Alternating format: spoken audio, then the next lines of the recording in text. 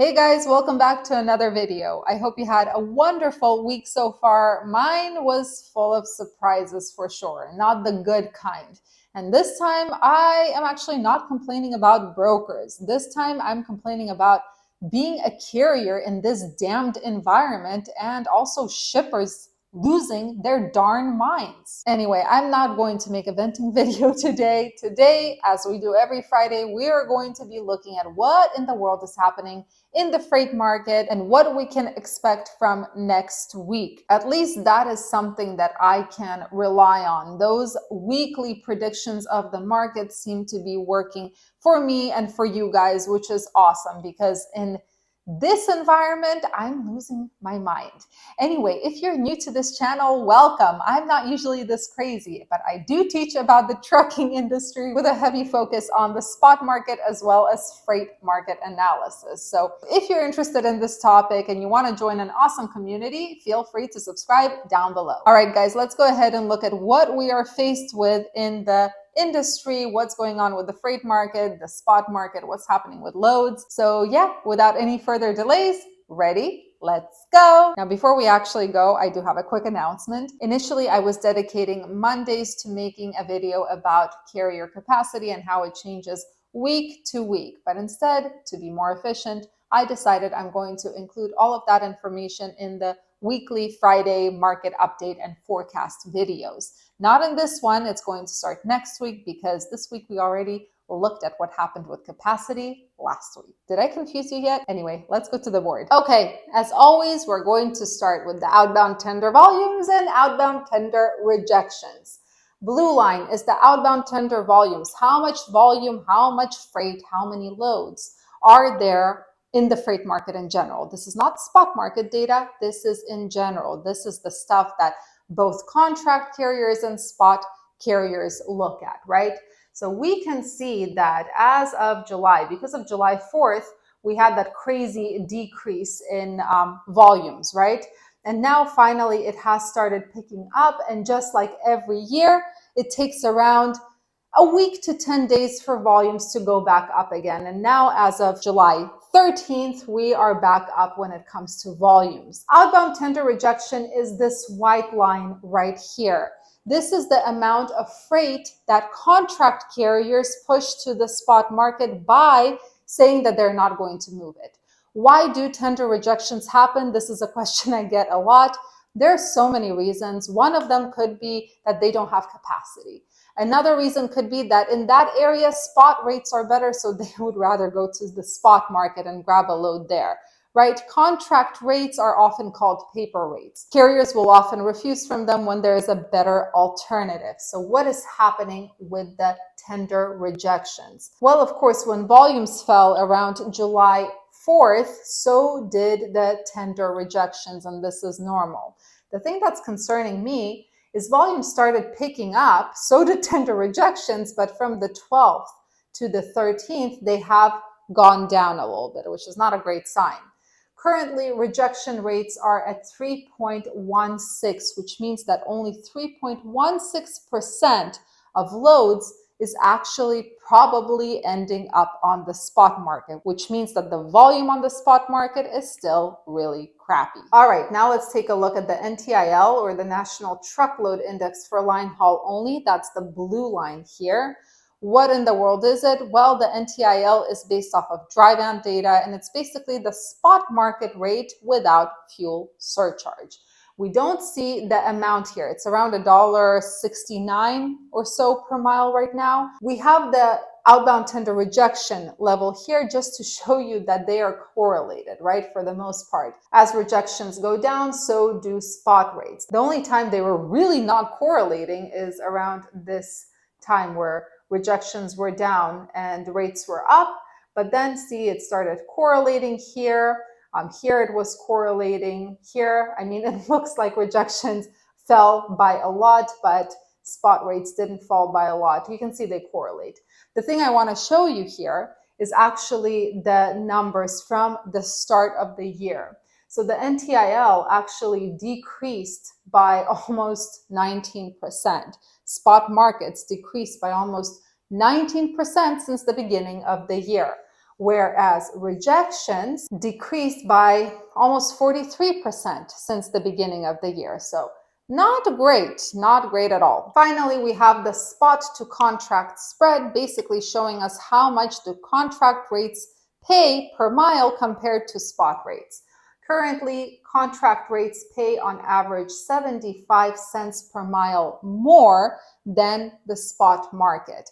Now, this gap is decreasing, as you can see. So that is a good sign. I will make a video of why we want that gap to decrease and for spot rates and contract rates to be closer together. All right, finally, let's take a look at diesel prices. What in the world is going on with diesel? Usually the bearer of good news, but this time not so much. As you can see, from the 10th of July, diesel prices have been going up, and it's all over the news right now. So diesel has been going up. Currently, we are at $3.90 per gallon. Now, if we look at this diesel map right here, you will see that it's no longer a beautiful red color. Now we have a ton of green places here, green markets, which means that in those markets, diesel prices have started increasing.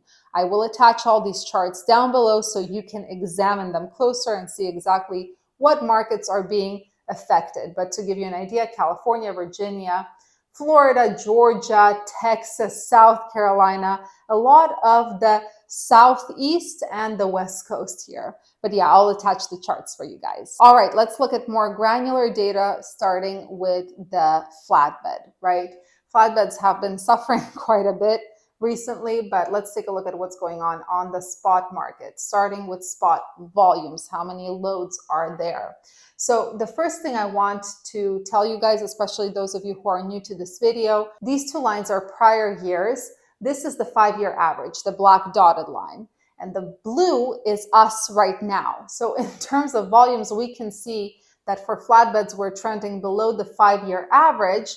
And look at that. Flatbed volumes have been decreasing like crazy. And last week, they dropped to the lowest level since the beginning of the year. I mean, this is insane. The reason this happened is because of 4th of July. So that's not surprising that the load volumes dropped. What's surprising is the amount by which load volumes dropped. Let's take a look at flatbed spot rates. Surprisingly, this really shocked me, is that flatbed spot rates actually experienced a small increase over the last week or so. So that was really surprising considering that load volumes went down. That tells me that capacity also left the market last week, but that is at least a little bit of good news. All right, now let's take a look. I know I usually show that document where you can see the states. Let's take a look at the head haul index for flatbed using the DAT market map to see where you need to go. And this is by market area. It's a little bit better and easier to understand. Red means that there is tight capacity. There are way more loads than there are trucks, which means that rates will be better and you have the negotiating power because brokers have way too many loads and they don't have enough trucks to cover them, right? Especially if you learn the waiting game. And the bluer the places, the looser the capacity, way more trucks than loads. No surprise here, as always, the southern side is very tight capacity, right? As always. Midwest is a hit or miss for the most part. We have been running a lot out of Missouri recently, and here it's all about waiting. It's waiting because in the morning you're not going to get anything that is even remotely decent. But if you wait long enough, you might get a stress sale, which is nice. Now, in terms of the West Coast, you can see that California, Oregon, Idaho, Washington, they're also in Phoenix, Arizona, very tight capacity. Now, unfortunately, this does not translate into rates unless you're going from West Coast to West Coast with that flatbed. So yeah, this is what the market map looks like. All right, now on to reefers, starting with spot volumes. And we can see that we have been climbing with reefers, which was a source of great news last week. Well, as of last week, the volume dropped. And this is, again, because it's looking at the prior week. July 4th. This is completely normal, as you can see by the black dotted line, and by the prior years, this happens every year. But let's take a look at the reefer spot rates. Well, unfortunately, unlike with flatbed, spot rates also decreased because there was less volume, and I guess capacity did not exit the market as much. So that's a bummer for last week. We'll see what happens this week. Let's take a look at general freight volumes. So for those of you who are unfamiliar, this map shows us the general freight market. And the color shows us whether volumes increased or decreased in a particular market over the past week. Blue means an increase, while red means a decrease, and gray means no change. We can see that Idaho, Utah, Spokane, Washington, and then some random blimps in the United States in the South have had some volume increases. Now, the height of an area shows general volume in that area. So yeah, in general, it's gray, which means there was not much change in volume. There were some decreases in Missouri, in Kentucky, Tennessee, parts of Florida, parts of Alabama, the Northeast. But in general, volumes for reefers, kind of flat, not moving much. So what about tender rejections? Well, this is a better map. Love this map. Gives me some hope for next week here. So tender rejections, this map works in the same way. Blue means an increase in tender rejections, and red means a decrease. The height of an area means the general amount of rejections happening in that area. So we can see that California, basically the West Coast, with the exception of Central and Northern California, even Utah and portions of Colorado, the Midwest, look at Georgia and Florida, it's getting better in terms of tender rejection. So there is some hope for reefers for next week, which is nice. You just have to be very strategic about where you're gonna go. So now that we've seen this, let's take a look at the same DAT map to see what's happening with spot. The spot market when it comes to head haul. Again, red means there's tight capacity. There are way more loads than there are trucks.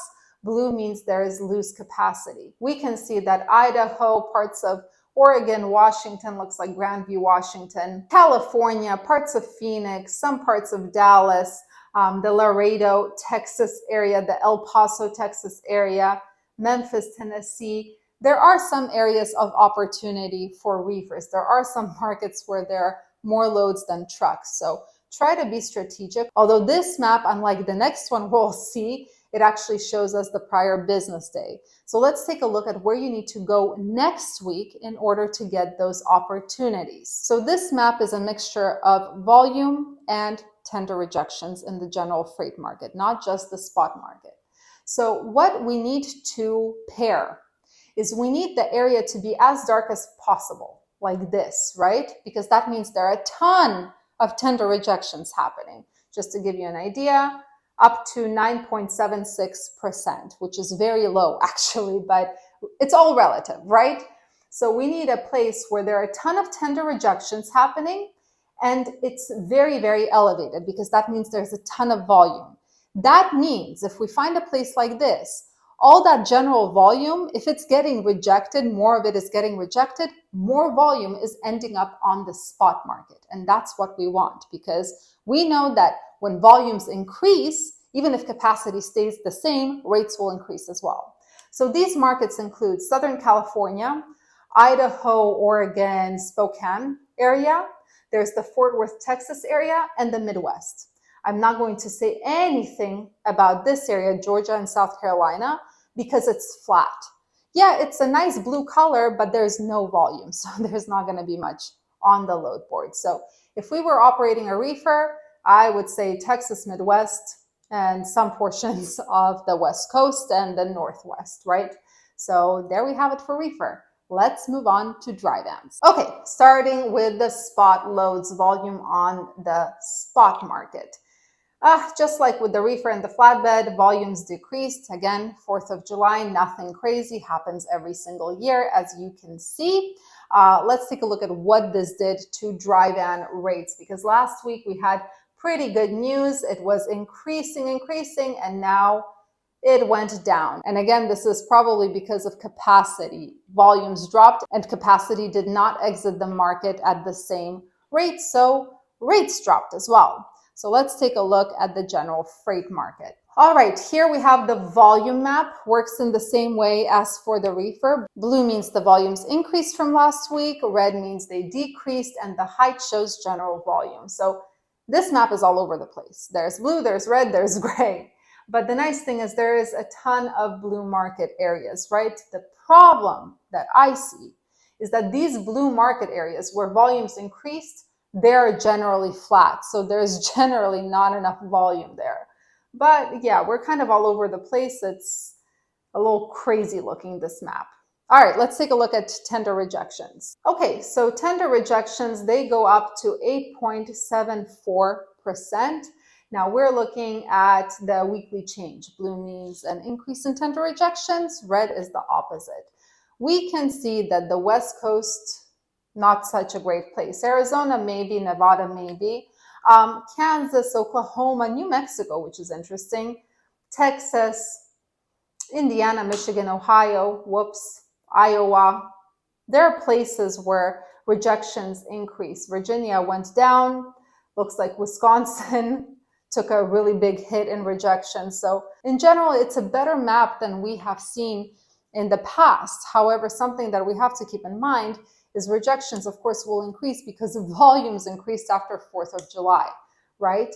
So let's take a look at what's going on with the head haul index on the spot market for dry vans. As a reminder, blue means there's loose capacity, red is the opposite. And we can see that, yikes. So on the western portion, Southern California and Phoenix, Arizona. And then as we move to the eastern portion, we have Dallas, Memphis, Atlanta, some portions of the Northeast, Indiana. Yeah, it's not as good as for the reefer. There are areas of opportunity, but again, this calls for strategic planning. Now, again, this shows us the prior business day, right? We need to know what is happening next week and where to go to grab those opportunities. In case you don't know why this map gives us a look into the future, it's because of those tender rejections.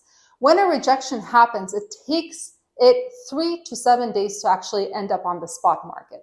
So what we're looking at for the tender rejections that occurred today, those will end up on the spot market next week, increasing volumes. So that's why this map works. So as a reminder, the bluer and the higher an area is, the better. More volume, more tender rejection. Doesn't look like a bad map. Southern California, portions of the Midwest, Wisconsin, even though tender rejections did decrease from last week, they're still up there. Texas, the South is really good. In general, there are places to go. Don't go to the Northwest. Try to stay away from the West Coast, maybe hitting California.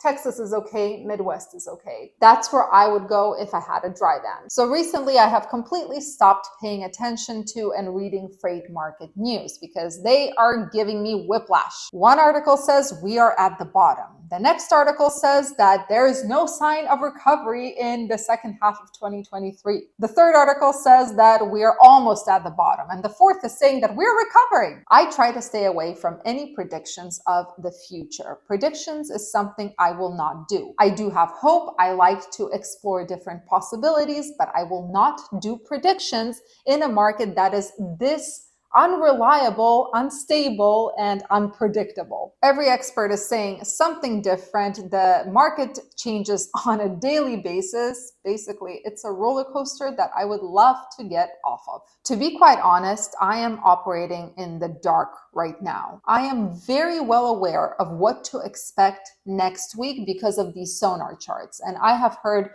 you guys, I have gotten emails from you guys and comments that these charts do help you make better decisions, and you do end up in better markets when looking at the where to go map. And that, of course, is amazing. But forecasts have become impossible because making long-term forecasts or, quarterly forecasts in a market that is declining is, of course, impossible. I like to be prepared every step of the way, but when the market is unpredictable and you have no idea which way it will go in the next few months, being prepared is simply not an option. It's more of a wait pray and see situation, and I don't do well with that. It gives me serious anxiety. So I'm going to give you a few pieces of advice that have worked for me. Number one is always, always, always be prepared for the absolute worst case scenario, but hope for the best. This is exactly what I do. And usually that means if crap hits the fan, I am prepared. And if it doesn't, I am pleasantly surprised, which is also really, really nice. Now, a warning or PSA, this type of mindset will cause other people to call you a Debbie Downer, a pessimist, someone who is too fearful, someone who's a coward. Basically, I'm speaking from experience here. Advice number 2, treat every single day like your business depends on it. And what do I mean? For the longest time, I was trying to teach myself not to look at the small things and to look big scale. For example, oh, I don't book a load one day, I missed the day, it's okay, it's going to even out at the end of the month. Well, this no longer works, at least it doesn't work for me. Every day matters. Negotiate those rates like your life depends on it and be very aware of where you are going. I actually think I'm going to make an updated negotiation video of things and tactics that have worked for me in the current market where brokers and shippers have the upper hand. So let me know if you're interested in seeing that. I will probably make a video like that. Anyway, advice number 3, in the words of Winston Churchill, if you're going through hell, keep going. Don't give up. Don't give up. Just keep going. You're already there. Let's see how far you can go and whether there is an exit on the other side of hell, right? That's exactly how I feel today. I'm definitely in the middle of hell, but you know what?